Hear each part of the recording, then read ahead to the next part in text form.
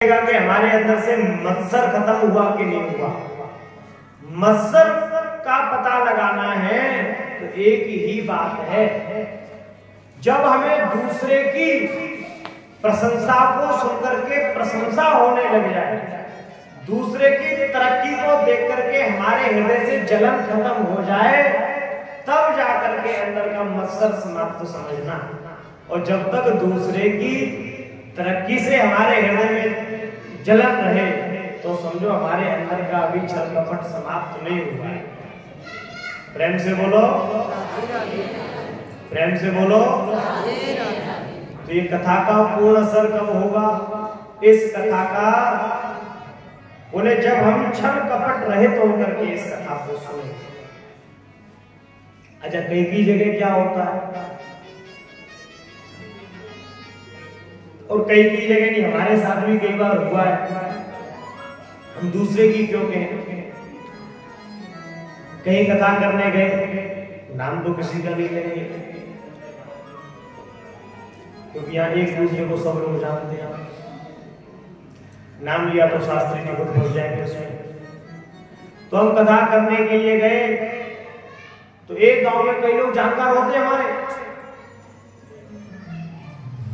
अब हमने किसी से मिलने का विचार रखा तो जिनके यहाँ कथा हो रही थी उन्होंने कहा, बोले महाराज जी आप उनसे मिलने के लिए मत जाना।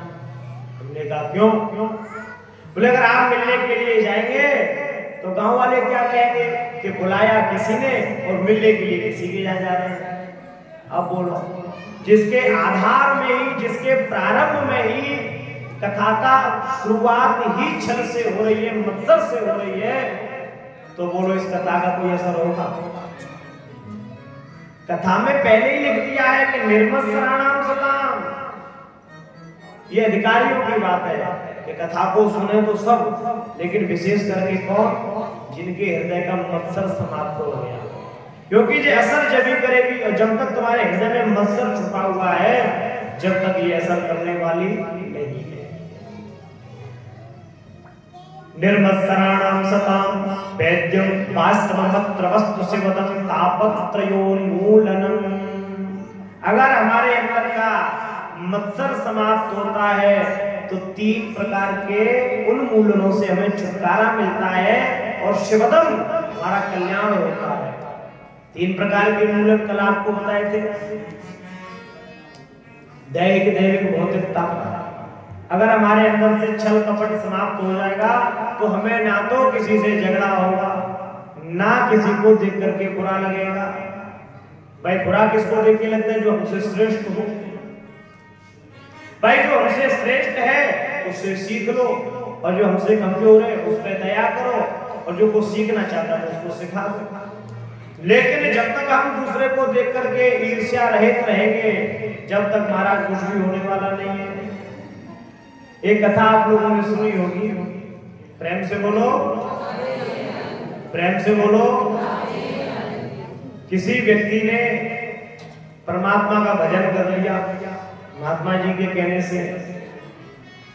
कलयुग का वक्त था, परमात्मा भी प्रसन्न हो गए। बोले क्या चाहते हो? बोले वरदान। बोले मैं तुझे वरदान तो दूंगा, लेकिन तेरा जो पड़ोसी वो तुझसे भी ज्यादा भगत है। तुझे जो चीज मिलेगी वो दुगनी होकर के तेरे पड़ोसी को मिलेगी। तो कोई बात नहीं। अब घर गया अपने, बोले मेरा एक घर बन जाए तो पड़ोसी के 2 बन गए। अब सोचने लगा कि तपस्या की हमने और फल मिल रहा है पड़ोसी को, तो उसके मन में क्या ईर्ष्या जाए, क्योंकि दूसरे की तरक्की को देख करके स्वाभाविक मन में ईर्ष्या का जन्म होता है। तो उसने सोचा कि मैं जो भी अच्छा करता हूं वो दुगना अच्छा पड़ोसी के साथ हो रहा है। तो अब उसने ईर्ष्या सहित अपने मन में संकल्प लिया कि मेरे घर के आगे एक गड्ढा खुद जाए, एक खड्डा खुद जाए, तो पड़ोसी के घर के आगे 2 खुद गए। बोले तीसरा वरदान, बोले मेरी एक आंख फूट जाए, तो पड़ोसी की दोनों फूट गई। अब बोलो जिसकी दोनों आंख फूटेंगी वो बचेगा? तो हमारे अंदर एक दूसरे को लेकर के इतनी ईर्ष्या का जन्म हो चुका है। वस्तुतः हम अपने दुख से दुखी नहीं है। अगर हम जीवन की सच्चाई पे एकांत में बैठ करके चिंतन करें तो अपने दुख से कोई दुखी नहीं है, दूसरे के सुख से दुखी हो रहे हैं, दूसरे की प्रसन्नता में हम दुखी हैं। अच्छा, दुख में तो सभी सम्मिलित हो जाते हैं, अगर कोई घटना घट जाए सभी लोग जाएंगे, कोई बात नहीं, लेकिन दूसरे की प्रसन्नता में प्रसन्न होना जिस दिन हमने सीखा तो माना उस दिन हमने भागवत जी को समझ लिया, भागवत जी को सुन लिया। तो दूसरे की प्रसन्नता में प्रसन्न होना ही निर्मत्सरता होने का ज्ञान कराता है। जब ये वाला मन में भाव आ जाएगा, ये वाला विचार हमारे मन में जागृत होगा तो स्वाभाविक रूप से शिवदम तापत्रयोन्मूलनम, तीनों प्रकार के कष्ट शांत हो जाएंगे और हम लोगों का कल्याण हो जाएगा। ऐसा वर्णन किया और आगे लिखते हैं, श्रीमद्भागवते महामुनिकृते किंबा परीरीश्वर सद्यो हृद्यवरुध्यते प्रकृतिभिः शुश्रूषुभिस्तत्क्षणा। बोले आप जिस भागवत की चर्चा कर रहे हैं और इसकी कोई विशेषता, तो बोले शुश्रूषुभिस्तत्क्षणा, जिस समय हम अपने मन में ये विचार करते हैं शुश्रू कि हमें कथा सुननी है, हमें संकीर्तन सुनना है, तो उसी समय सद्यो हृदयवरुध्यते प्रकृतिभिः, हमारे हृदय में भगवान की झांकी का प्रादुर्भाव होता है और वो हमारे हृदय की झांकी में स्थापित हो जाते हैं। कब? जब मन में ये संकल्प किया कि हम कथा सुनने जाएंगे, तब हम कीर्तन करेंगे, तब जैसे ही हमने उनका नाम लिया तो वो हमारे हृदय में स्थापित हो गए। अब आप कहोगे कैसे हो गए? हृदय में तुम्हारा अंदर जाने का प्रवेश ही नहीं। तो ये हमारे शरीर में 10 खिड़कियां हैं, हमारे शरीर में 10 खिड़कियां हैं, रंग महल के 10 दरवाजे, आंखें हैं, आंखों के ऊपर पर्दा लगा हुआ है, जो चीज अच्छी लगती है उसको ऐसे देखते हैं और जो चीज अच्छी नहीं लगती भगवान ने उसके लिए पर्दा दे दिया कि जो अच्छा नहीं लगता है उस समय आंखें बंद कर लो। कान है, जो चीज अच्छी लगती है उसको सुनो और जिसको नहीं अच्छी लगती उसको बंद कर लो। नासिका है, तो ये सब दरवाजे हैं। तो भगवान की कथा का संकल्प जब मन में जागृत होता है तो उसी समय किसी ना किसी मार्ग के द्वारा भगवान प्रवेश कर जाते हैं। आपको पता नहीं चलता है वो कहां से प्रवेश कर गए, क्यों पता नहीं चलता है? कारण है, आप लोगों को पता क्यों नहीं चलता है कि भगवान ने कहां से हमारे हृदय में प्रवेश किया? अच्छा एक बात बताओ, चोर जब चोरी करने आता है तो पता कब लगता है? जब चोरी हो जाती है। जब चोरी हो जाती है जब पता लगता है कि हमारे घर चोरी हो गई। वस्तुतः है चोर के पास इतना दिमाग होता है, आप किसी भी खिड़कियां दरवाजे बंद करके सोए, लेकिन जब चोर आता है तो न जाने कौन सी खिड़की से आता है और चुरा करके निकल जाता है। तो ये कन्हैया भी चोर हैं, इनका जन्म तो जेल में हुआ है। अब जो हृदय इनको अच्छा लगता है, जो मन इनको पवित्र लगता है, ये उसी के हृदय में चोरी से आ जाएगा। इस बात का आपको पता नहीं लगेगा। और जब आकर के बैठ जाएंगे, जब आपका मन स्वतः ही कथा सुनने का करेगा, स्वतः ही मंदिर जाने का करेगा, स्वतः ही कीर्तन का करेगा, तो मान लेना कि अब सद्यो हृदयवरुध्यते प्रकृतिभिः, अब हमारे हृदय में नारायण स्थापित हो चुके हैं। उस समय हमको मान लेना चाहिए। आगे बढ़े, बोले बहुत अच्छी बात है, हृदय में नारायण बैठ गए और मन का मैल भी समाप्त हो गया, जब भी तो बैठेंगे।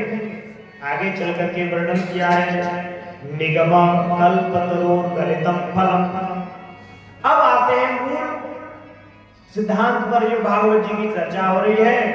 निगम कहते हैं वेदों को, वेदों के सार को एकत्रित करके श्रीमद् भागवत जी का निर्माण हुआ। निगम रूपी वेद रूपी वृक्ष पर श्रीमद् भागवत रूपी फल लगा। तो वेद व्यास जी अपने इस ग्रंथ की बड़ी महिमा गा रहे थे, तो अपनी चीज की तो सभी बड़ाई कर रहे हैं। दुकानदार है, खराब चीज को भी अच्छी बताता है कि ये बहुत अच्छी है, तो अपनी वस्तु की तो सभी महिमा गाते हैं। वेद व्यास जी महाराज, आप अपनी भागवत की बड़ी प्रशंसा कर रहे हैं, इसका कोई प्रमाण है कि जिस फल की आप चर्चा कर रहे हैं ये फल मीठा है कि नहीं? भाई दुकान वाले तो सब कहते हैं कि महाराज ये मीठा है, तो बोले इसकी क्या गारंटी है? तो वेद व्यास जी ने लिखा सुख मुखाद अमृत द्रव संयुतम, कि मेरे इस श्रीमद् भागवत रूपी फल को श्री सुखदेव जी महाराज ने अपने वाणी से इसका गायन किया है, इसलिए इसमें मिठास हो गई है। सुखदेव यानी कि तोता। हाँ, आप लोग सब गांव के रहने वाले होंगे, आप जानते होंगे कि तोता जिस फल में मुंह मारता है वो फल मीठा हो जाता है।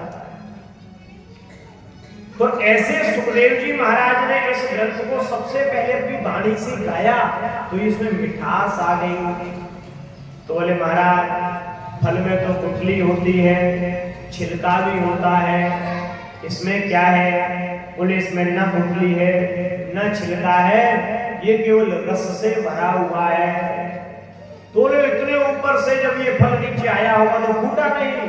बोले नहीं, ये डायरेक्ट ऊपर से नीचे नहीं आया, पहले नारायण के मुख से निकला, ब्रह्मा जी तक पहुंचा, ब्रह्मा जी से नारद जी तक पहुंचा, नारद जी से वेद व्यास जी तक पहुंचा, और वेद व्यास जी से सुखदेव जी और सूत जी तक पहुंचा, और उसके बाद ये धरातल पे आया है, इसलिए ये बिल्कुल खंडित नहीं हुआ। तो हम क्या करें? बोले देवतम, इसको पीजिए। बोले महाराज पिया तो मुख से जाता है, इसमें ऐसा क्या है, कैसे पिए? बोले नहीं, मुख से पी हुई वस्तु निकास मार्ग से निकल जाएगी, वो तो मलमूत्र बन जाएगा मुख से पिया तो। इसको कैसे पीना है? बोले रसमालयम, इसको कानों के द्वारा पान करना है। और कब तक? मुहुरहो रस का भूमिभाव कहा, निरंतर इसका पान करते रहो। तो हमको कैसे पता चलेगा कि हमको भागवत कथा अच्छी लग रही है या नहीं लग रही है? तो बहुत सुंदर बात है, आप लोग सब जानकार होंगे